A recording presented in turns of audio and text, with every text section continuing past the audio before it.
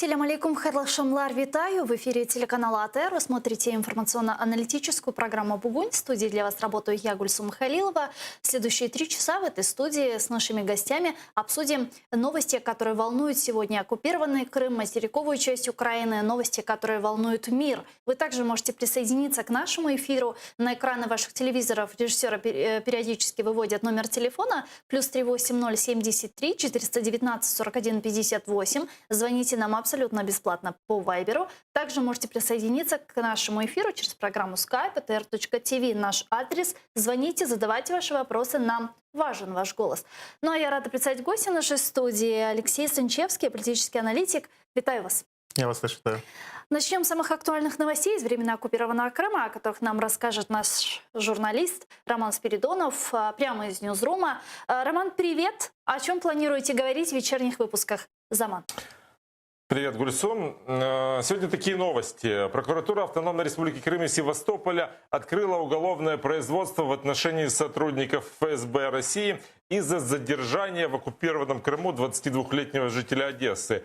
Российских силовиков обвинили в незаконном лишении свободы или похищении человека. Установлено, что гражданин Украины в начале сентября приехал в Крым на отдых и был задержан оккупантами в Евпатории за якобы публичные призывы к осуществлению экстремистской деятельности на полуострове. Ранее журналисты выяснили, что этот украинец, задержанный 19 сентября в оккупированном Крыму по обвинению в экстремизме, это 22-летний житель Одессы Александр Долженков, геолог по образованию, ведет свой блог о путешествиях на YouTube-канале. И оккупационные силовики заявили тогда, что задержали 2 мужчин, одного из которых подозревают в дестабилизации ситуации, а другого в публичном оправдании и пропаганде терроризма. Мы продолжаем следить за так называемым делом против Мустафы Джемилева, которое проходит в оккупированном Армянске. Сегодня там слушали свидетеля обвинения, это уже было 8-е заседание. Вот мы расскажем, о чем эти свидетели рассказали. Расскажем о том, кто мешает принятию законов об изменении статуса Автономной Республики Крым и статусе крымских татар как коренного народа, и почему откладывается встреча президента Владимира Зеленского с лидером крымско-татарского народа Мустафой Джемилевым и членами Меджлиса.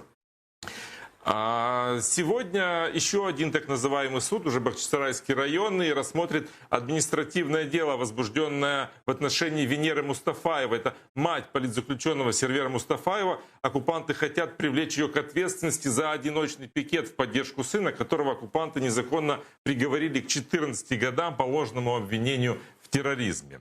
Будем говорить и о ситуации с коронавирусом на оккупированном полуострове. Расскажем, стоит ли верить статистике оккупантов и как на самом деле обстоят с оказанием медицинской помощи на полуострове, потому что там уже началась 2-я волна эпидемии. И вот эти все подробности мы расскажем в сегодняшних выпусках новостей. Еще одна новость. В Меджлисе призвали присоединиться к рабочей группе по подготовке стратегии популяризации крымского языка в рамках десятилетия языков коренных народов. Его провозгласила Генеральная Ассамблея ООН. Это десятилетие начнется в следующем году. И вот к этому времени эта стратегия должна быть уже готова. Обо всем сегодня в 19:00 в украинском выпуске с Урьенесей Тумерова и в 21:00 на крымско-татарском с Шевкетом Наматулаевым. Гульсум. Чухсагол, это был наш корреспондент Роман Спиридонов.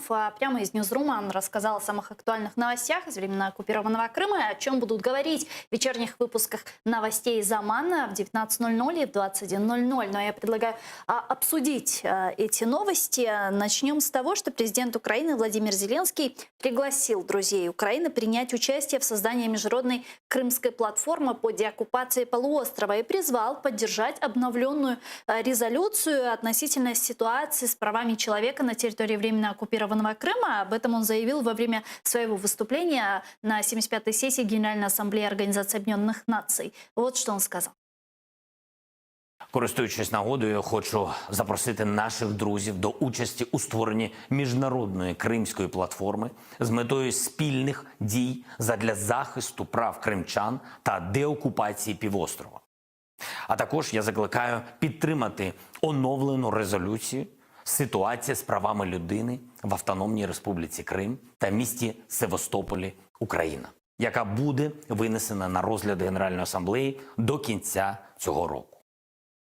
Давайте с вами поразмышляем, какая это может быть платформа, что она из себя должна представлять.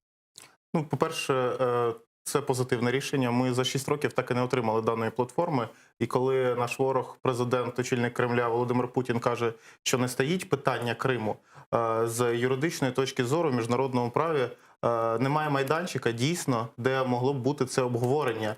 І про це заявляли неоднократно і попередній президент, і діючий президент Зеленський. Це були заяви і під час зустрічі першої і останньої на даний момент діючого гаранта у Парижі в нормандському форматі. Було заявлено про те, що ми не забуваємо тему Криму, але майданчика для обговорення цієї проблематики взагалі немає.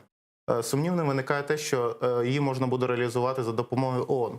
Останнім часом ми бачимо, це продовжуючася політика Кремля, коли Росія через Радбез ООН, вона або блокує ініціативи, або висловлюється, або утримується. Зазвичай КНР утримується, Росія виступає конкретно проти, тому створення такого майданчика саме на полях Організації Об'єднаних Націй є дуже сумнівним. Скоріш за все, ми прийдемо до якогось переформатування нормандського формату вже після американських виборів із залученням певної мірі американської сторони і Сполучених Штатів Америки в цілому. Ну, крымская платформа это должно быть что-то из серии нормандского формата, где принимают участие там 4 страны, либо это должна быть более какая-то широкая платформа с участием не только стран, но и других международных организаций.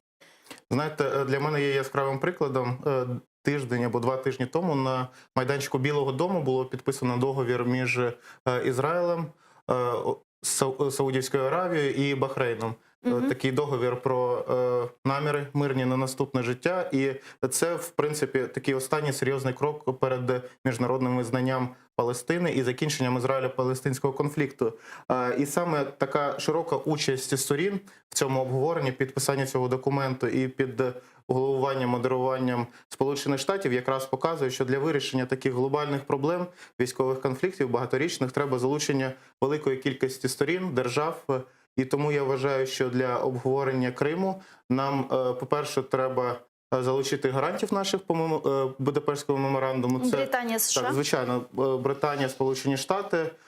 І особисто моє переконання, я думаю, багато спеціалістів з цим погодяться, що треба залучати Республіку Туреччину, тому що це є Чорноморський регіон, Туреччина є членом НАТО, велику маємо діаспору кримських татар, яка знаходиться в Республіці Туреччина, спільні корені історичні, культурні, і це питання, воно багато питань, які виникали гуманітарні, соціальні, вирішувалися за допомогою уряду Реджепа Таїпа Ердогана. А что насчет России? Вот заместитель министра иностранных дел Украины Эмine Джепар сказала, что Россию пригласят участвовать в этой международной платформе по Крыму. Она сказала следующее, цитирую: «Мы пригласим Россию принять участие в этой платформе. Конечно, мы понимаем, ведь их страусиную позицию все 6 лет, как они выкручивают ситуацию, абсолютно цинично ведут себя по отношению к Украине и международному праву. Поэтому надежд, что Россия примет участие в этой платформе, немного», сказала первый заместитель министра иностранных дел Эмine Джепар. Действительно, стоит ли рассчитывать на участие Российской Федерации, если мы говорим о разработке дорожной карты по деоккупации полуострова? Ну, знаєте, дипломати мають займатися дипломатією. Ми ж створюємо цей майданчик не з метою дружити разом проти Росії, а з метою повернути анексований півострів назад до складу України, щоб там запанувало українське право і знову повернулося в українське правове поле і соціальне, і культурне люди. І тому нам важливо, звичайно, показати, що перш за все, ми налаштовані на дипломатію, на переговорний шлях. І без цього, без того, щоб запросити Російську Федерацію для участі у переговорів, це такий клуб друзів проти. Звичайно, скоріш за все, Росія не доєднається ні на жодному рівні, бо вже неодноразово заявлялося, ще до того, як прийняті були нові поправки до Конституції Російської Федерації, які забороняють навіть обговорення про від'єднання суб'єктів Російської Федерації від території. І вже зараз поданий законопроект до Державної думи про штрафи, як для фізичних... Да, вже прийняли цей закон. Так, звичайно. Але все ж таки в цій поправці до Конституції значиться що це не можна обговорюватись, але є пояснення, що все-таки лідер держави і національні структури, інституції у процесі міждержавних міжнародних переговорів можуть прийняти рішення про демаркацію кордонів або відчуження території. Це теж є важливим. І, звичайно, ми ж розуміємо, що Путін не вічний, і коли закінчиться епоха його правління, нам треба буде вибудовувати нові стосунки з Російською Федерацією, бо цей сусід від нас нікуди не дінеться, тому що буквально наша територія, кордон тільки збільшується, особливо бачимо, яка ситуація зараз з Білоруссю. Треба буде якимось чином вибудувати відносини вже з новою адміністрацією. Какие функции должны быть у этой платформы? Чем она должна заниматься? Ну, понятно, деоккупация Крыма, но каким образом? Ну, головне, що ми маємо зрозуміти, це поставлена буде головна мета і, звичайно, розроблена ціла концепція, яка покаже кінцеву мету, і до неї розроблена державна карта. Як це було з Мінськом і з територіями так званих ДНР, ЛНР. Ну, а как можно разработать дорожную карту без страны-агрессора? Ну, так само, знаєте, як мінські домовленості. Ми це розробили. Справа в тому, що все... Ну, там є російська сторона. Ну, звичайно, там є російська сторона. Ми можемо її розробити просто, щоб вона була. Багато речей у міжнародній політиці, вони потребують унормування юридичного. І тому, звичайно, коли ми голосуємо про те, щоб визнати ДНР, ЛНР терористичними організаціями, про те, що окупація півострова є анексією, це ж речі, які ведуть до наступних юридичних наслідків. Коли ми заявляємо про те, що Росія захопила Крим на офіційному рівні, тоді вступає статут ООН, що Росія зобов'язана нести відповідальність за ту територію, яку вона захопила. Так і з цією дорожньою картою. Давайте подключим к нашей беседе Анну Гопко. Она с нами сейчас на прямой связи, народный депутат Украины 8-го созыва. Витаю вас. Доброго вечера. Доброго вечера. Вчера вы наверняка слышали, президент Владимир Зеленский призвал друзей Украины участвовать в создании международной диалоговой платформы по деоккупации полуострова. Как вы думаете, в каком случае такая платформа будет эффективной? Ну, очевидно, сам запуск цієї платформи як сигнал народним партнерам, що Україна не забуває, не ставить за дужки питання Криму, тому що дуже часто звучали звинувачення, зокрема і від кримських татар, і від експертної спільноти, що надто багато фокусу на Мінську, на Донбасі, але чомусь немає згадувань Криму. Тому платформа з деокупації Криму – це хороша можливість не лише озвучити на Генасамблеї, але й напередодні саміту Україна-ЄС, який відбудеться 1 жовтня в Брюсселі, куди їде президент, там спробувати отримати політичну підтримку і готовність на входження до цієї платформи представників Європейського Союзу. От, я думаю, що важливо також говорити з Британією, оскільки Британія головує в Великій Сімці наступного року, 2021. І тут, ви розумієте, запуск цієї платформи, так само як і міжнародні судові позови, які Україна веде проти Російської Федерації, наприклад, як Міжнародний суд ООН. Це продовження невизнання російської анексії, незаконної спроб анексії. І фактично те, що Росія як держава-окупант, відповідно до резолюції ООН ще 2016 року, коли Російську Федерацію було визнано саме як державою-окупантом, який тимчасово окуповує Крим, дуже важливо, що питання санкцій, їх посилення, зважаючи на ситуацію, яка ускладнюється з правами людини, ми бачимо нові випадки. Це якраз є підставою, щоб Україна приєднувалася до таких міжнародних акцій, як, наприклад, акт Магнітського.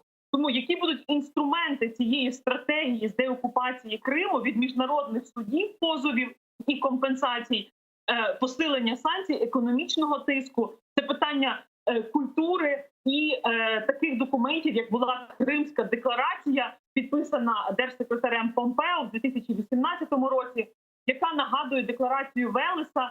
В цьому році було якраз 80 років декларації Велеса, яка не визнавала окупацію Радянським Союзом країн Балтії. І це була така політична підтримка країн Балтії до моменту розпаду Радянського Союзу. Тому я думаю, що це гра вдовгу, і дуже важливо, щоб була офіційна позиція, озвучена, зокрема, і активізація міжнародної спільноти через работу цієї платформи. То есть правильно ли я понимаю, что основной функцией этой платформы должно быть создание неких механизмов давления на Российскую Федерацию, в результате чего вынудить ее сесть за стол переговоров и обсуждать деоккупацию полуострова? Ну, насправді, одне з завдань – це мобілізація міжнародної спільноти, активізація різних зусиль для того, щоб тягар Російської Федерації за окупацію Криму був настільки непідйомним. Знаєте, як колись вже екс-прем'єр Російської Федерації Медведєв сказав: «Денег нет, но ви держите». І я спілкуюся із різними людьми, які мають родичів на тимчасово окупованому Криму. І цього року, коли я запитувала, а які враження, і вони кажуть, що негативне сприйняття і розчарування. Якщо вони раніше, деякі, наприклад, там сусіди говорили, що Путін прийде і ситуація покращиться, що їм буде набагато жити заможніше, ніж за Україну, зараз вони прозрівають і реально шкодують про те, що раніше помилково чомусь думали, що Російська Федерація принесе щастя на півострів, а зараз ми бачимо якраз тренди на користь України. Тому чим більше буде підтримки, діалогу і комунікації, от як АТР здійснює трансляцію, і, зокрема, посилає ці сигнали, зусилля щодо організації місії ООН, зокрема на Крим, для того, щоб зупинити ту кількість випадків, які зростають, переслідувань людей, сфабрикованих справ і засуджень на великі терміни. Тому я думаю, що дуже добре, що ми нарешті щодо Криму будемо мати окрему стратегію з прописаними тактичними кроками і з втягуванням, конкретними зобов'язаннями наших міжнародних партнерів, що вже наша політика буде більш суб'єктна, а не лише коли ми говорили про Донбас, хоча ми розуміємо чому, бо, на жаль, попри перемир'я, ми маємо загиблих, маємо поранених, і очевидно, що це є такий один з пріоритетів. Плюс в Україну їде Шарль-Мішель. Дуже важливо, зокрема, щоб не тільки їздили на Схід, але, наприклад, в Херсонську область міжнародні делегації. Той же Борель, який був в Києві цього тижня і знову планує приїхати, щоб поїздки були такі, знаєте, комбіновані. Один раз на Схід наших міжнародних делегацій, другий раз це може бути КПВВ «Чонгар» із такими посиланнями сигналів Російської Федерації, що Крим в топ-пріоритетах і питання його повернення Україні і повернення нашого суверенітету там є в міжнародному порядку денному. І жодних болісних компромісів, як колись пропонував на сторінках видання The Wall Street Journal олігарх Пінчук, не буде. І за рахунок українських інтересів не буде вирішено жодного питання, що стосується відновлення територіальної цілісності і суверенітету України. А как нам нужно разговаривать с нашими западными партнерами? Как нам нужно их убеждать? Как нам на них влиять, имея в своей стране пятую колонну? Ну, слухайте, очевидно, що п'яту колону треба завдяки законним інструментам, і, зокрема, Кримінальному кодексу України про держзраду, це мали би займатися правоохоронні органи. Ці всі візити п'ятої колони на поклон в Кремль і ці всі, як скажімо, ситуація із останньою там провалом спецоперації по вагнерівцям і так далі. Я думаю, що публічний тиск, робота правоохоронних органів, політична воля президента, тому що завтра п'ята колона разом з кремлівськими медіа, які не заборонені в Україні, почне з'їдати, і вона вже це робить, з'їдає рейтинг президента. У нас же ж президент рейтингу орієнтований, він дуже переживає, чи буде він надалі подобатись людям, чи ні. А те, що демонструють кремлівські телеканали щодня, це очевидно для того, щоб загнати Зеленського в ситуацію залежності від цих кремлівських медіа. Тому рано чи пізно президенту доведеться приймати державницьке рішення, забороняти токсичну пропаганду Тому що з однієї сторони ми маємо російські танки, які обстрілюють наших військових, але і маємо кремлівські медіа, які стріляють по мізкам наших громадян. Тому п'яту колону я погоджуюсь з вами, що треба вживати ефективних заходів і робити все, щоб громадяни не страждали, знаєте, амнезією, а щоб в нас був інститут репутації, що ті люди, які були заангажовані в якісь кремлівські справи, не могли потрапляти до Верховної Ради чи до органів місцевого самоврядування, оскільки 25 жовтня місцеві вибори, і ми бачимо ризики проходження в місцеві ради, особливо півдня України, Херсонська область, Запорізька, Одеська і так далі. Це дуже небезпечно. І треба нагадувати людям, зокрема, показувати, що відбувається зараз в Білорусі і який вплив. Що відбувається на окупованих територіях, які тортури, переслідування, щоб руський мір не поширювався через законно демократичний інструмент, як вибори, волевиявлення людей, тим не стала п'ята колона, яка отримає гроші з Російської Федерації. Дуже дякую вам. Ганна Гопко, народний депутат України 8-го скликання, була з нами на прямому зв'язку. Ну а тем временем заместитель секретаря Совета национальной безопасности и обороны Украины Сергей Кривонос считает, что воевать одновременно за Донбасс и Крым страна не сможет из-за человеческого и материально-технического факторов. И один из основных путей по деоккупации полуострова должно быть международное давление. Послушаем его. Тому завдання номер 1 – продовжувати активно співпрацювати зі світовими лідерами, ставити питання про санкції проти Росії, виводити Росію цими санкціями на такий рівень, що питання стане або вони віддадуть Крим, або вони залишаться без штанів, умовно кажучи, і це головне. Плюс паралельно посилювати всередині країни її обороноздатність, що дасть можливість за необхідності діяти силовими методами. А вот президент Украины Владимир Зеленский в своем выступлении на 75-й сессии Генеральной Ассамблеи ООН сказал, что механизмы Совета Безопасности требуют совершенствования, чтобы ее члены, имеется в виду Россия, не злоупотребляли правом вето, одновременно нарушая суверенитет України. Впевнений, що у відновленні суверенітету та територіальної цілісності України, а з нею і авторитету міжнародного права, важливу роль має відігравати саме ООН. Для цього слід вдосконалювати існуючі механізми. Неприпустимо, коли суверенітет незалежної держави порушує один з постійних членів Ради безпеки ООН. Це остаточно доводить механізми зразка 1945 року, сьогодні працюють не до кінця. Действительно, ООН нуждается в реформировании, говорят многие эксперты. Но когда мы это увидим? Ну, на жаль, ситуація така, що ми маємо повтор ситуації з Лігою націй, яка була до Організації Об'єднаних Націй. Є велика забюрократизованість, є великий вплив колегіального так званого рішення. Навіть для того, щоб провести зміни, треба за це проголосувати. А це може спокійно блокуватися КНР, Російською Федерацією, Сирією або будь-яким іншим союзником тепер вже з точки зору демократії третього світу. Ну тогда что остается у мира, чтобы остановить агрессию России? Ну от зараз ми маємо майданчик, який збільшує свій вплив.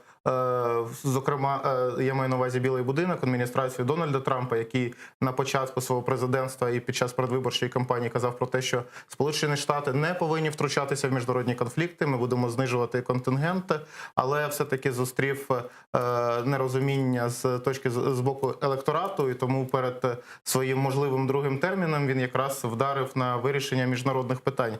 З вирішенням північно-корейського конфлікту не вийшло, але перед тим підписанням документу між Ізраїлем і арабським світом, про який я вже казав, за тиждень до цього був підписаний договір про розширену співпрацю між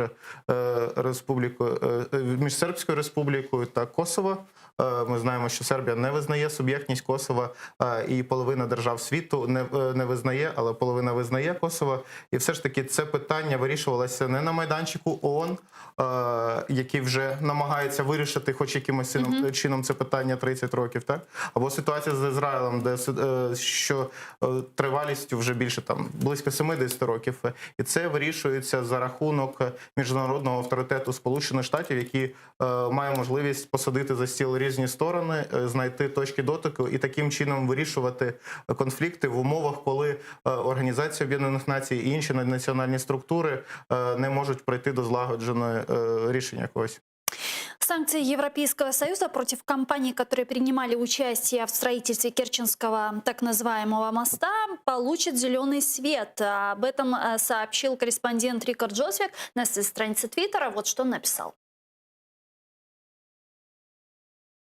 Санкції ЄС щодо Білорусі все ще заблоковані, але є певний прогрес. Так як санкції щодо осіб, відповідальних за будівництво Керченського мосту, і тих, хто несе відповідальність за кібератаки на Бундестаг в 2015 році, отримають зелене світло найближчими тижнями.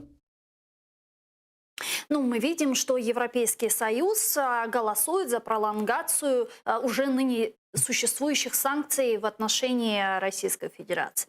Но когда мы увидим ужесточение этих санкций, потому что репрессии на территории оккупированного Крыма продолжаются, однако ужесточения мы не видим. Наскільки я розумію, що якраз в понеділок має бути проголосовано розширення санкцій з приводу осіб фізичних, юридичних, які були задіяні до будівництва Керченського мосту. І той документ, який буде підписаний в понеділок, він дозволить через 2-3 дні повністю затвердити ці санкції. Вони будуть розширені, бо перші санкції, які були за будівництво Керченського мосту, там, здається, 6 компаній було тільки задіяно, юридичних осіб. І це буде розширення, це якраз буде такий умовно гешефт для української сторони, зі сторони Європейського Союзу перед самітом Україна-ЄС. Ще ми побачимо дуже швидко розширення санкцій проти Російської Федерації, але це вже стосуватися буде не Украины, а отруєння оппозиционного политика Алексея Навального. Да, мы поговорим еще на эту тему, но я предлагаю перейти к следующей теме, а именно к нашим санкциям, которые мы ввели в отношении Российской Федерации, а именно Северокрымский канал. Знаете, в 2014 году Украина перекрыла доступ к Северокрымскому каналу, из-за чего сейчас на территории временно оккупированного Крыма очень критическая складывается ситуация с наполняемостью водохранилища не только. А вот недавно постоянный представитель президента Украины в Автономной Республике Крым Антон Кореневич на своей странице в Facebook сообщил, что, прекратив водоснабжение в оккупированной Россией Крым через Северокрымский канал, Украина не перекрывала русло реки Днепр. Вот что он сказал. Україна перекрила не русло річки Дніпро, а перекрила штучну технологічну споруду – канал, яка знаходиться на території України під юрисдикцією України і фінансується з державного бюджету України. На це Україна має повне право. Жодна інша держава не має права розпоряджатися каналом. Це українська споруда, і тільки Україна може визначати, яким чином її використовувати. Напомню, ранее так называемый спикер оккупационного парламента Крыма Владимир Константинов заявил, что вода, которая подавалась на полуостров до оккупации Северокрымского канала, не принадлежит Украине. Как вы думаете, на что может пойти сегодня Кремль, чтобы получить доступ к Северокрымскому каналу? Я думаю, що до кінця цього року ми не будемо мати якихось активних дій проти України, тому що зараз така позиція вичікування. Ми матимемо, здається, 3 листопада вибори в Сполучених Штатах, які зможуть або змінити риторику в кращому руслі для Російської Федерації, або в гіршому руслі, тому що ми бачимо вже зараз Джо Байден, головний кандидат від демократів на перемогу, і лідер рейтингів політичних, він ще рік тому сказав, що у мене головним питанням буде зовнішньої політики питання України. Тому, звичайно, активізація цих процесів і намагання показати, що Росія максимально не втручається зараз в справи Республіки Білорусь, те, що там відбувається, це якраз позиція вичікування, і в такій позиції нічого не зміниться до кінця року. Так само не буде проведено ще один нормандський саміт. Ми бачимо, що Росія прямо заявляє, що поки поки говорити нема про що. Да, но мы к Так. ТКГ еще перейдем. Так. Давайте подключим к нашей беседе сейчас делегата Курултая крымско-татарского народа Эдемага Дудакова. Он с нами сейчас на прямой связи из временно оккупированного Крыма. Эдемага, ассаляму алейкум. Алейкум. Эдемага, расскажите подробнее нашим зрителям, что сегодня происходит в Крыму с водой, с наполняемостью водохранилищ, насколько ситуация остается критической? Ну, ситуация критическая.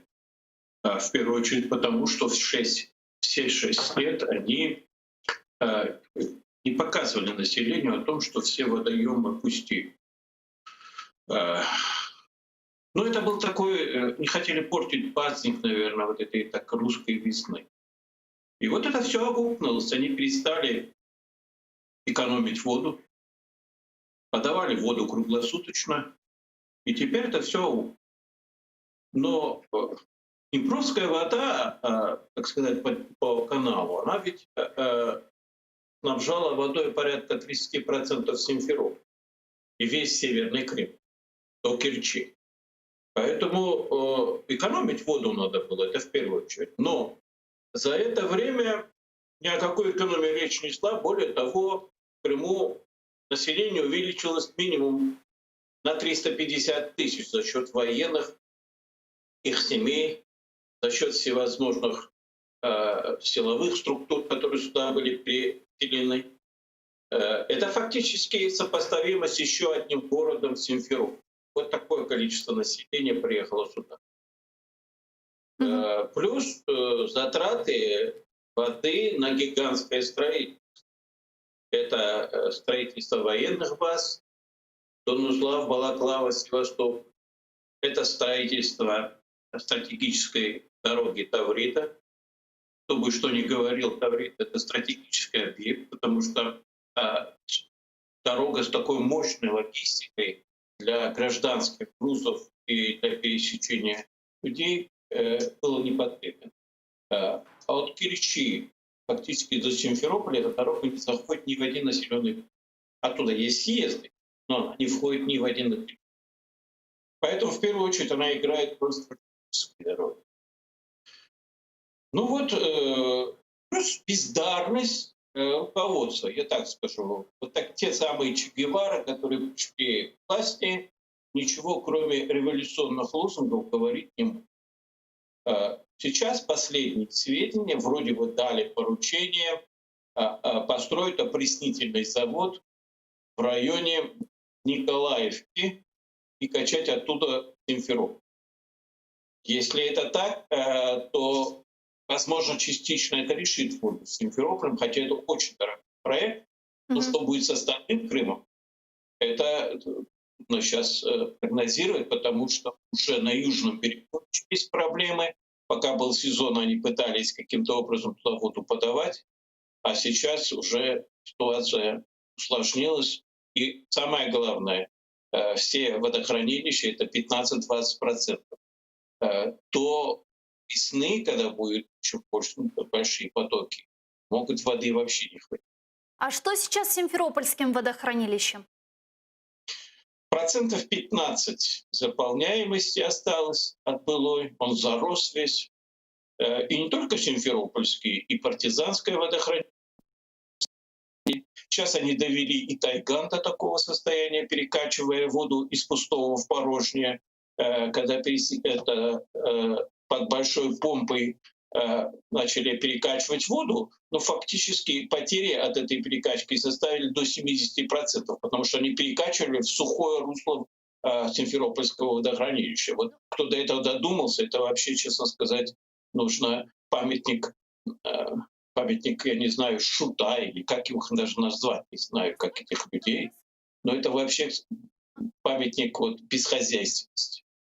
Долгосрочно может быть вот этот эффект мер от забора воды из Тайганского и Белогорского водохранилища для снабжения Симферополя? Его уже, по-моему, перекрыли уже. То есть эта Уже конструкция похоже, неустойчивая вообще?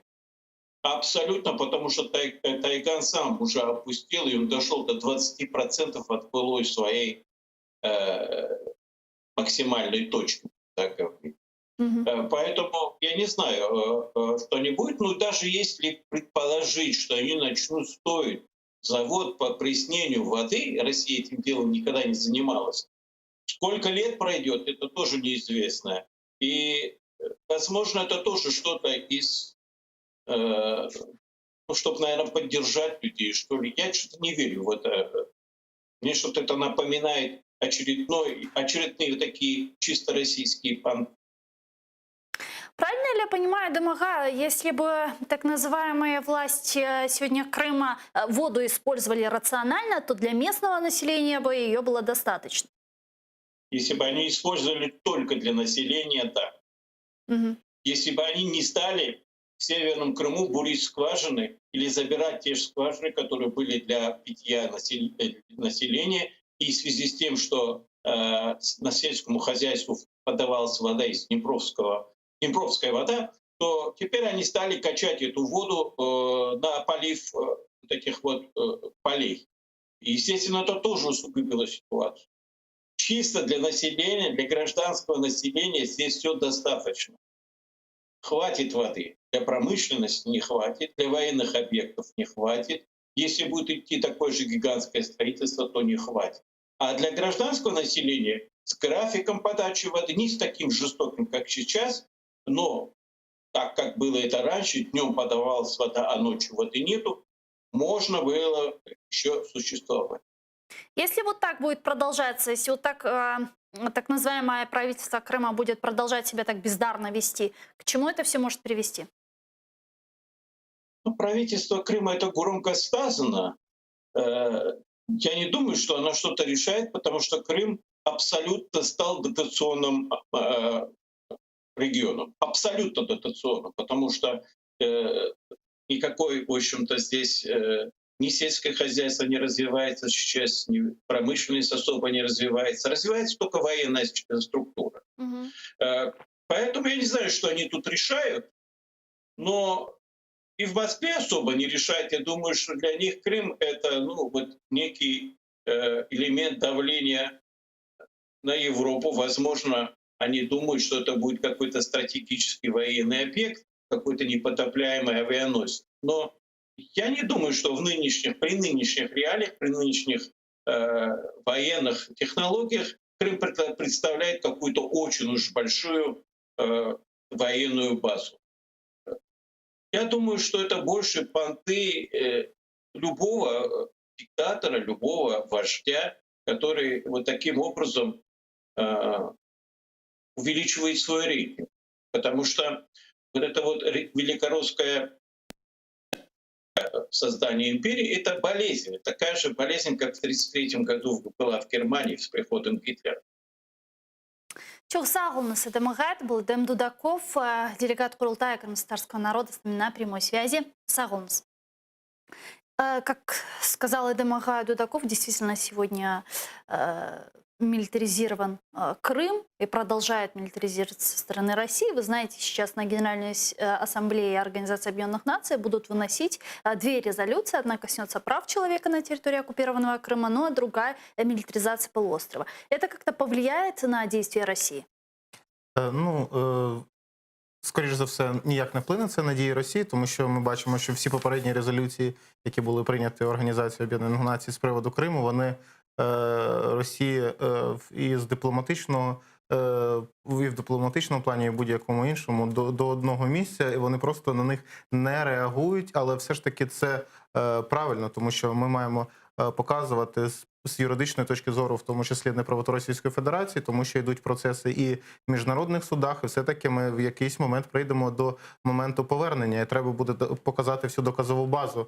Що стосується, що важливіше в цьому контексті, це резолюція з приводу мілітаризації півострову і використання взагалі в міжнародному плані анексованої території для розміщення там об'єктів військової інфраструктури, військово-промислового комплексу і особливо розміщення там ракет, які можуть мати ядерний потенціал. Тому це питання є, безумовно, дуже важливим. Навіть питання стосовно води питної, яка поступає до Криму, ми ж розуміємо, що для об'єктів військово-промислової інфраструктури немає графіку подачі води. Там має бути цілодобова подача, в тому числі теж через це йде навантаження і обмеження подачі води для цивільного населення, в тому числі через нарощування військово-промислового потенціалу. Давайте перейдем к следующей оккупированной территории, к Донбассу. Президент Владимир Зеленский не знает пока, когда состоится встреча лидеров нормандской четверки или хотя бы их советников. Но он заверил, что на шантаж Россия Украина не поддастся. Об этом он сказал в Братиславе на совместном брифинге с президентом Словакии Зузаной Чапутовой. Давайте его послушаем. Україна не йде на шантаж. Це бачать усі – і Європа, і Росія. Але ми знаходимо сьогодні баланс для засідань тристоронньої контактної групи у Мінську. Баланс виважений і в політиці, і в засіданнях ТКГ, і в діалозі з Російською Федерацією, суб'єктом Мінського процесу. Він крихкий і нестабільний, але ми робимо усе, щоб цей діалог був, щоб був результат. А где грань между балансом и шантажом? Це, знаєте, дуже важко про це сказати офіційно, тому що ми бачимо тільки офіційну частину переговорів. Ми розуміємо, що це такі якісь глобальні рішення. Якщо будуть глобальні зміни, вони спочатку будуть за зачиненими кабінетами, а офіційну позицію ми дізнаємося років через 40 в опублікованих автобіографіях. Але справді ми бачимо, що зараз ситуація таким чином вибудована, що стосується Мінського процесу, то ми маємо режим повного і всеосяжного припинення вогню, які не дотримуються. Україна намагається повністю показати зараз, що недотримання йдуть з російської сторони, а російська сторона нас просто шантажує, в тому числі постійно стоїть питання, постійно воно підіймається, що Україна має внести зміни до постанови Верховної Ради про проведення виборів місцевих, які мають відбутися 25 жовтня стосовно тих территорий. А зачем ей это нужно, если уже избирательный процесс пошел и внести изменения, в принципе, уже невозможно? Постановление, которое принято было Верховной Радой Украины, это акты единоразового действия, да? То есть в любом случае изменить уже невозможно ход событий. Зачем тогда это? Ну, Це просто це використовується, да. Це якраз привід для відтягування процесу, для затягнення процесу. Ми бачимо, що зараз використовується будь-яка можливість, щоб просто не проводити ту ж саму зустріч. Чи буде патрулювання, чи не буде патрулювання. Тут Пушилін заявляє, що ми з понеділка починаємо військові дії, чи не починаємо військові дії. Постійно якісь такі приводи ні на чому, до речі, не засновані, тому що дійсно, незважаючи на те, що постійно йдуть обстріли, Україна збиває ворожі безпілотні літальні апарати, йдуть порушення, які фіксуються, але при цьому немає такого накалу, як було до підписання цього договору. Давайте подключим к нашей беседе сейчас народного депутата Украины фракции «Слуга народа» Александра Качура. Он с нами сейчас на прямой связи. Вітаю вас. Пане Олександре, чуєте нас? Да. Через 13 дней после того, как Верховная Рада Украины проголосовала за постановление о местных выборах, вы зарегистрировали проект постановления, измененный свой, о местных выборах. Что вас принципиально не устроило в принятом постановлении? Расскажите подробнее.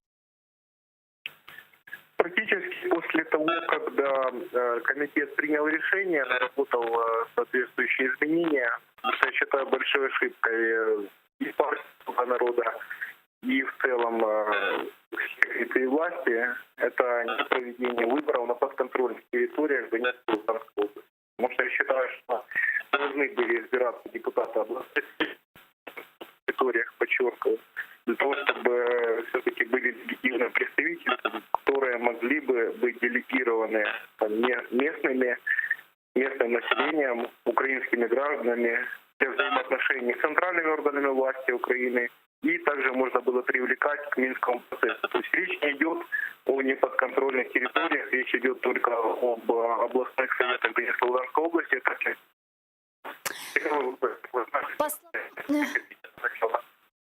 Леонида Кравчука Минский процесс сегодня блокируется Российской Федерацией из-за постановления Верховной Рады о местных выборах. Но ваш проект постановления вполне себе удовлетворил бы запросы Российской Федерации. Это совпадение или что? Я не знаю насчет Российской Федерации, потому что мой законопроект был подан задолго до того, когда государства-агрессора Российской Федерации начали требовать от делегации внесения каких-то изменений. И об этом в ультимативной форме говорить, потому что я слышал о том, что Российская Федерация хотела провести выборы на неподконтрольных территориях, об этом я слышал. То, что есть законопроект, который исправляет, на мой взгляд, ошибки, которые были допущены, да, я об этом говорил открыто. Если это часть я вам рассказал, да, только о том, что это не проведение местных выборов в Донецкой и Луганской области. Вторая часть – это пункт 4 постановления, который устанавливает порядок проведения выборов на неподконтрольных территориях Украины. И это, кстати, редакция была предложена «Голосом», еще партией «Голос», еще 13 числа. Мною было зарегистрировано изменение 28 числа. То есть, и действительно, я считаю, что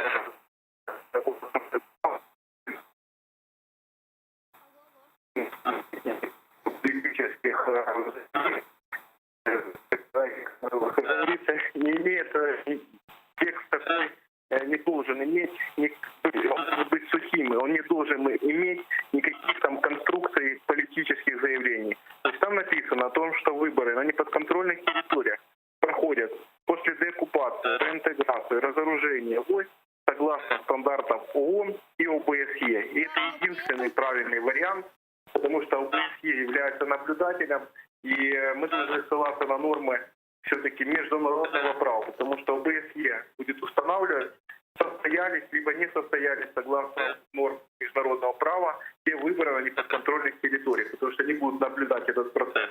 Да, но при этом почему, вот у меня возникает вопрос, почему вы из этого 4 пункта выкинули любое упоминание об агрессии Российской Федерации, о том, что именно РФ финансирует, поддерживает и контролирует боевиков на неподконтрольной Украине Донбасской территории? Почему вы выкинули упоминание о России, фактически лишив ее статуса оккупанта? Что меняет постановление, то что это будет там написано. Мы заблокируем процесс, мы заблокировали процесс, я об этом говорил.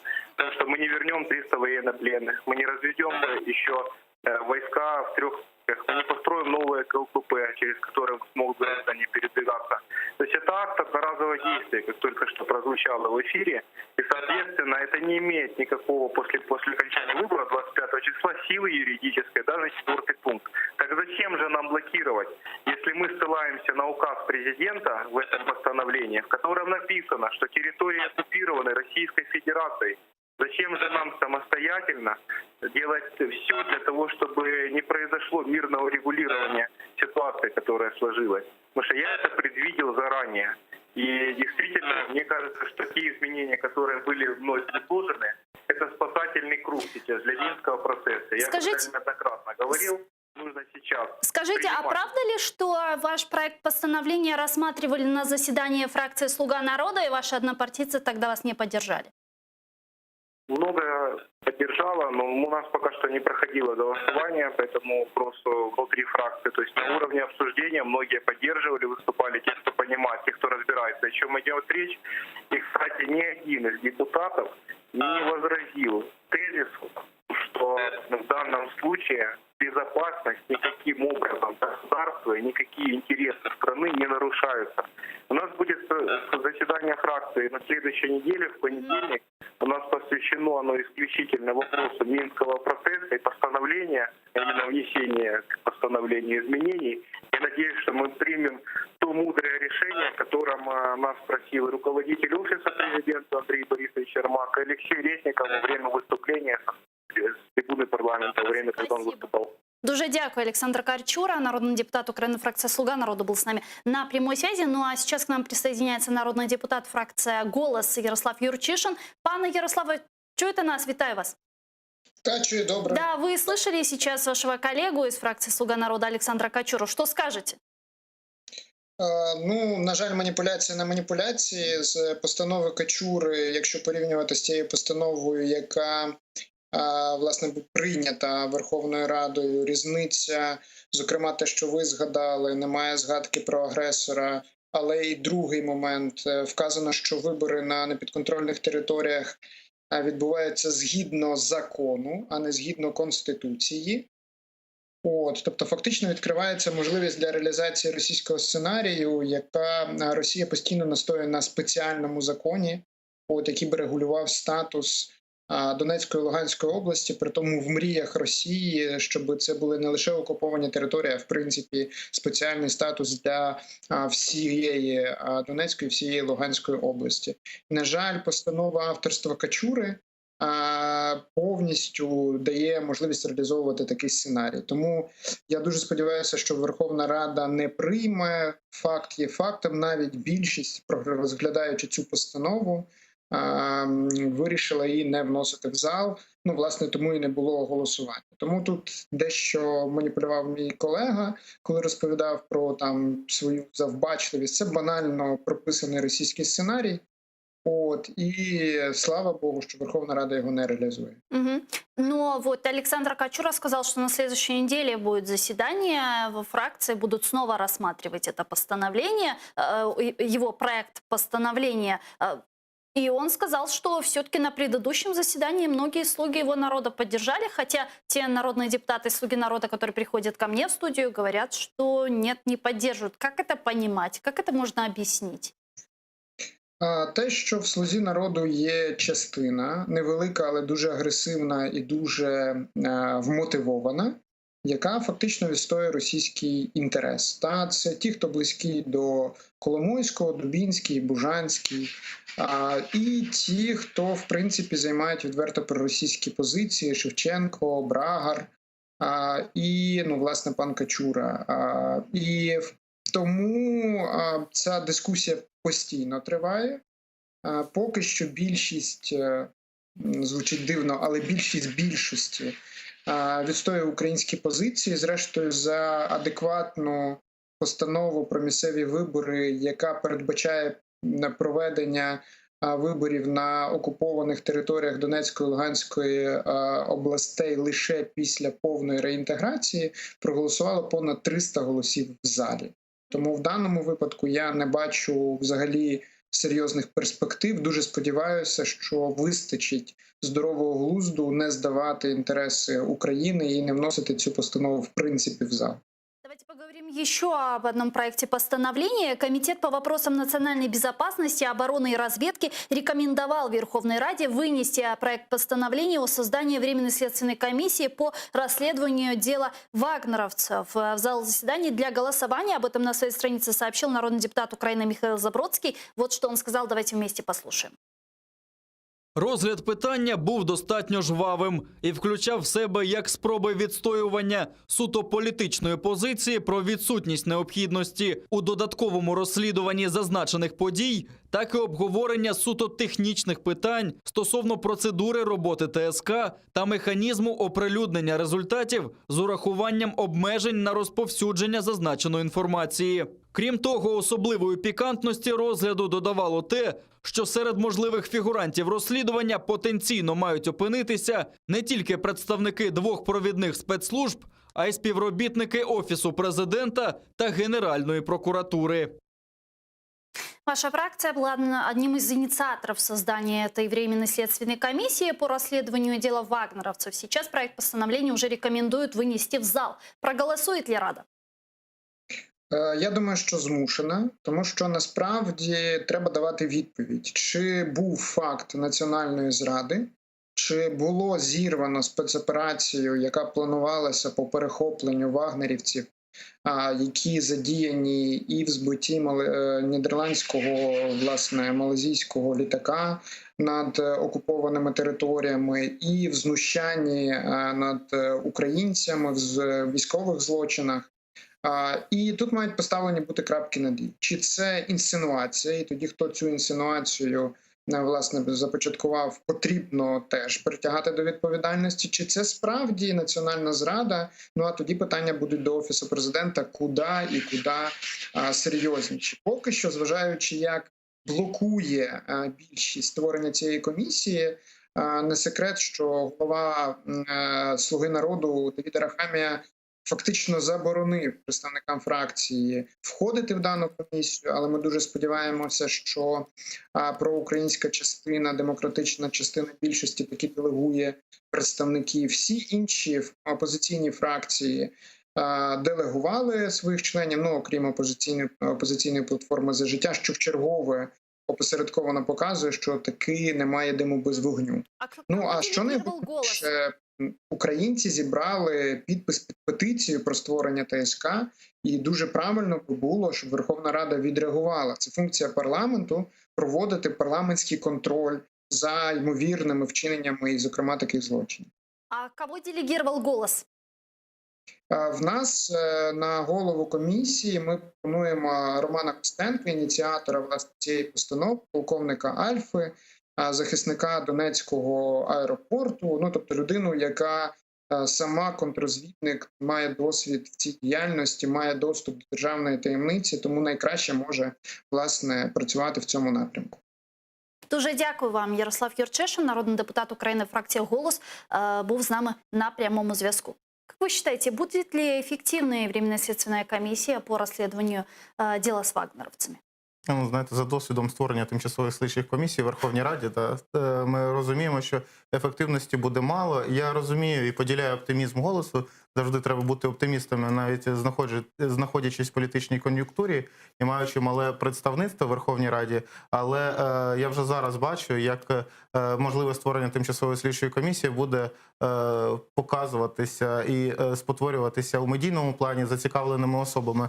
Тому що ми розуміємо, що ті питання, які можуть виноситися, вони становлять державну таємницю. Знову ж таки, питання, якщо буде створено це ТСК, чи будуть офіційні обговорення, чи вони будуть закриті? Якщо вони будуть закриті, як доносити інформацію до громадян? Відповідно, будуть якісь зливи, які будуть використовуватися на ту чи іншу сторону. Зараз ще перед виборами це буде впливати в тому числі на вибори. У нас просто не вдосконалено і не унормовано взагалі такі питання в законодавстві, як досі не прийнятий закон про опозицію. І це теж дуже впливало, в принципі, на роботу тимчасових слідчих комісій, тому що це нормально створювати їх, в тому числі стосуючись таких питань військового плану. Але знову ж таки, коли нам кажуть доведений чи недоведений факт державної зради. У нас Януковича досі звинувачують у державній зраді, і незрозуміло з точки зору навіть міжнародного права, наскільки це доведено, цей процес. Це ті питання зрада національних інтересів і державна зрада, питання, які максимально у праві, не тільки в Україні, в міжнародному праві, вони є такі дискусійні. І багато спеціалістів про це говорять, а не спеціалісти взагалі дуже плавають в матеріалі, тому дуже легко подавати позицію або як чітко біло, або як чітко чорним. Давайте перейдем к следующей теме. Беларусь. Соединенные Штаты, Великобритания и Канада планируют наложить санкции на должностных лиц Беларуси. Они считают, что результаты президентских выборов сфальсифицированы, а также обратили внимание на неправомерное насилие в отношении протестующих. Об этом сообщает Reuters. Давайте послушаем министра иностранных дел Великобритании. Ми готові приєднатися до ЄС в ухваленні адресних санкцій проти тих, хто несе відповідальність за насильство, репресії та фальсифікацію результатів голосування. Хоча процес Євросоюзу в Брюсселі зараз затримується. Враховуючи цю затримку, враховуючи шахрайську інавгурацію Лукашенка, я доручив групі санкцій підготувати санкції Магнітського для осіб, відповідальних за серйозні порушення прав людини. На перспективы введения санкций отреагировал Александр Лукашенко. Он сказал, что Минск и Москва могут обеспечить свои потребности в экономике без стран Запада. Подробнее давайте послушаем. І ця в якійсь мірі біда, яка випала на Білорусь у зв'язку з цими кольоровими революціями, змусила нас серйозно подивитися на наші відносини. І ми зрозуміли, що незважаючи на те, що нам, Білорусі та Росії, непросто в цій ситуації, ми запросто можемо обійтися і без них. Вы заметили, что он постоянно приплюсовывает Россию? Так, звичайно. Ну, після 9 серпня, після того, як поговорив по телефону з Володимиром Путіним. Ну, це абсолютно логічно, йому треба показати зараз, він постійно ми з Росією. Остання зустріч, яка була в Сочі, постійно ми. Цей конструкт почав використовуватися, знаєте, спеціально для поляризації, щоб чітко розділити, мобілізувати своїх і протиставити їм представників кольорових революцій. С нами сейчас на прямой связи Беларусь. Ирина Славникова, официальный представитель канала Белсат в Беларуси. Ирина, витаю вас. Здравствуйте. Добрый день, коллеги. Добрый день, да. Расскажите, что там происходит сегодня в Беларуси подробнее? Сегодня, ну, как можно, наверное, сказать, к счастью, днем не так же заметны у нас протесты. Протесты выходили днем студенты многих университетов. За ночь на домах, на заборах появляются новые революционные граффити. Ну и в основном протесты по будним дням проходят по вечерам в микрорайонах столицы. Люди выходят с флагами, с какими-то плакатами к дорогам, по которым люди возвращаются на машинах домой, и чтобы их увидело как можно больше людей. Пока протесты в Беларуси в будние дни проходят в таком виде. Но на завтра уже анонсирован женский марш, который стал традиционным. В воскресенье, как всегда, люди хотят собраться на воскресный марш, который пройдет в Минске. Угу. Мы видим, что весь цивилизованный мир сегодня не признает легитимность Александра Лукашенко. Как вы думаете, это какое-то имеет значение для Александра Лукашенко? Мое личное мнение, что для него это имеет огромное значение, что его открыто не признают. Но в открытой риторике, в государственной, он этого показывать не будет. Как бы он говорит, что он всегда подчеркивает, что у Беларуси свой путь, он не будет обращать внимание ни на мировой опыт, ни на мировые советы. Вот у него есть главный союзник Россия, Владимир Путин, и как бы он хотя и показывает, что ему это безразлично, что его не поддержал весь мир, но мое личное мнение, что все-таки он обижен таким вот категорическим неприятием теперешней его позиции. Угу. А как он будет действовать дальше, по-вашему? Вы знаете, предсказывать действия Александра Лукашенко – это то же самое, что гадать на кофейной гуще. Никто не может предсказать. Но можно только, судя по уже 48-й день протестов, что как бы разгоны будут продолжаться. И мы видим, что к мирным протестующим опять начали применять силу, применять водометы. Людей каждый день задерживают, избивают. То есть лояльности со стороны властей белорусский народ не ожидает. И он готов к этому. Но просто, как многие говорят, 26 лет диктатуры – это много, но еще 5 лет прожить в таких условиях – это будет... Алло, Ирина, слышите? Алло? Да-да-да, алло. Вы общаетесь с... Алло? Да-да-да, алло, слышите? Слышу. Угу. Вы общаетесь с протестующими. Скажите, что они говорят? Как долго будут продолжаться вот эти протестные акции? До каких пор они будут выходить на эти протесты? Ну, если я правильно услышала вас вопрос, вы пропадали. Люди не собираются прекращать протесты, потому что, как я хотела подчеркнуть, люди всегда говорят, 26 лет диктатуры – это много, но 5 лет еще прожить в таком режиме, потому что люди ожидают, что будет закручивание гаек, будет упад экономики, и это 5 лет еще при этом же режиме, это будет просто невыносимо. И люди говорят, что они будут выходить до последнего. Угу. Вчера сообщалось, что исчез адвокат Колесниковой. Есть ли сейчас какая-то информация о месте его нахождения? Нашли адвоката Колесниковой, как у нас такое, вот у адвоката Колесниковой, адвокат Колесниковой сообщил, что она вечером была доставлена в изолятор на Крестина, так как на нее заведены два административных дела. Это участие в массовых мероприятиях несанкционированных и неподчинение законным требованиям милиции. Пока в суде идет рассмотрение ее дела, и как бы вот пока вот эта информация на теперешнее время.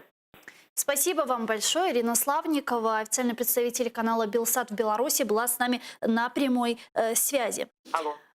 Спасибо вам большое. Ну а сегодня появилось такое информационное сообщение, что в Организации Объединенных Наций требуют немедленно освободить Марию Колесникову, одну из лидеров оппозиции. Вот эти попытки, да, введения санкций в отношении Александра Лукашенко и его ближайшего окружения. Вот сейчас мы видели новость, что США, Британия, Канада планируют вводить санкции. Они все же будут введены, потому что уже однажды была попытка, однако, если не ошибаюсь, Кипр тогда заблокировал возможность введения санкций. Все-таки будут эти санкции? Звичайно, вони будуть введені, це однозначно. Тут підуть до останнього, тому що режим Лукашенка вже більше ніхто сприймати не буде. І, знаєте, позиція, чому прийшла офіційно пізніше, вона була одразу після інавгурації, тому що до інавгурації він виконував свої обов'язки як чинний президент. Тому що він був обраний попередній раз, і міжнародною спільнотою ті вибори були визнані легітимними. Відповідно, Олександр Лукашенко був виконуючим обов'язки до моменту своєї таємної інаугурації. Після того, як він її провів, зважаючи на те, що міжнародна спільнота говорила про те, що вибори були недемократичними, не було достатнього представництва, через це сказали, що відповідно рішення є нелегітимними, і коли він провів інаугурацію, її визнали незаконною. І той режим, відповідно, який створений в Білорусі, в цілому визнали незаконним, що є дуже важливим тепер для участі в міжнародних переговорах. Лукашенка вже не можна залучати як представника. Він взагалі в цілому сам почав втрачати свою суб'єктність, як ми вже сьогодні зазначали, ми, і все йде до того, що після таємної інавгурації ми отримуємо таємну нову конституцію Республіки Білорусь, про яку він заявляв, і це було ще раз підтверджено у Сочі, про те, що буде поглиблена інтеграція, все-таки те, про що казав Путін ще до виборів в Білорусі, але Лукашенко на це не погоджувався, але з огляду на ситуацію вимушений був, як загнаний щур у клітці, погодитися на це, і знаєте, як він... Тобто аншлюз, по-вашому, неізбежен? Абсолютно, абсолютно. Ну, у Лукашенко немає іншого виходу. Зараз абсолютно немає. Якщо раніше він не погоджувався на якісь церемоніальні функції в обмін на інтеграцію Білорусі, наприклад, якийсь віце-президент об'єднаної держави, так, або керівник автономної Республіки Білорусь у складі Російської Федерації, коли він казав, давайте, якщо створювати об'єднану державу, то на базі Російської Федерації, на базі Білорусі, то зараз у нього немає виходу, і він має погоджуватися тільки на співпрацю з Володимиром Путіним, тому що навіть КНР, на яких він розраховував, вони не надали йому тієї підтримки, на яку він розраховував, тому що Китай зазвичай спокійний. А как же третий фактор? Народ, который выходит на протестные акции. Вот сегодня появилось такое информационное сообщение, что протестующие в Беларуси запланировали на воскресенье народную инаугурацию лидера оппозиции Светланы Тихановской. И в ответ на что Тихановская записала видеообращение, в котором сказала следующее, цитирую: «Я благодарна вам за оказанное доверие. Объявив народную инаугурацию, вы в очередной раз высказали свою волю, но инаугурация – это праздник, а праздник не должен заканчиваться арестами, разгонами, насилием», сказала Тихановская. Просто для Лукашенка немає такого фактору, як народ. Для нього є, умовно, західний світ і Путін. І він розуміє, що він, знаходячись у цій вілці, він якось має, як зазвичай, проміж капельками пробігти, а вже з народом я вирішу.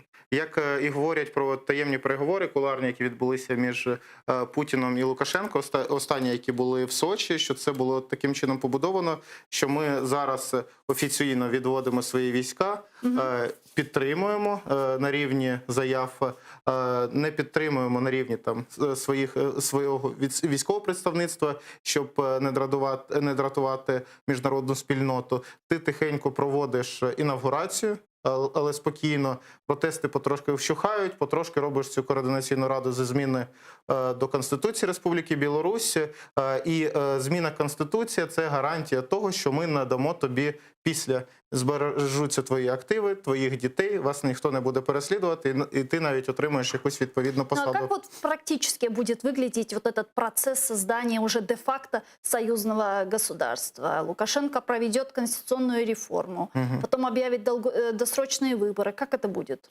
Знаєте, яке інтерв'ю було останнє Лукашенко перед виборами Дмитру Гордону, коли він сказав, що я Кучмі пропонував, я йому, каже, написав Конституцію, я йому її дав, проголосуйте, ніяких безпорядків у вас не буде. Він сказав, у мене немає підтримки парламенту. А у Лукашенка є повністю ручний парламент. Інавгурація, скільки членів уряду, скільки членів парламенту про інавгурацію дізналися вже постфактум. коли вона вже відбувалася. Ніхто цю інформацію не надав. Абсолютно спокійно так само створиться якась конституційна рада, куди війдуть потрібні люди. І, можливо, вона ще на вчора вже написала Конституцію, але ми про це дізнаємось тільки завтра. Давайте следующую тему. Буквально 4 минутки до завершения нашего эфира. Хочу успеть обсудить. Группа сенаторов Соединенных Штатов от республиканцев и демократов представили законопроект, предусматривающий санкции против российских официальных лиц, причастных к отравлению российского оппозиционера Алексея Навального. Об этом объявил один из авторов документа, сенатор-демократ Крис Кун. Вот что он сказал. У той час, коли Росія продовжує втручатися в наші вибори та вдаватися до ворожих дій у країнах на кшталт Білорусі, України та Сирії, які роблять світ небезпечнішим, цей двопартійний документ має на меті притягнути до відповідальності Путіна та його оточення.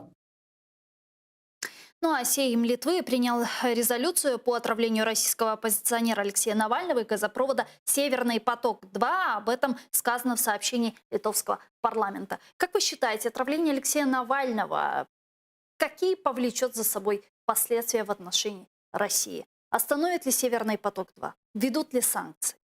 Північний потік-2 можуть зупинити тільки Сполучені Штати. Ми знаємо, що 9 місяців тому було зупинено будівництво, але це будівництво підводної частини газопроводу. Що стосується частини, яка проходить територію Федеративної Республіки Німеччини, над землею, під землею, це будівництво майже завершено. І для в цілому Федеративної Республіки Німеччина це такі найбільший проєкт інфраструктурний в цілому, в принципі, за всю історію.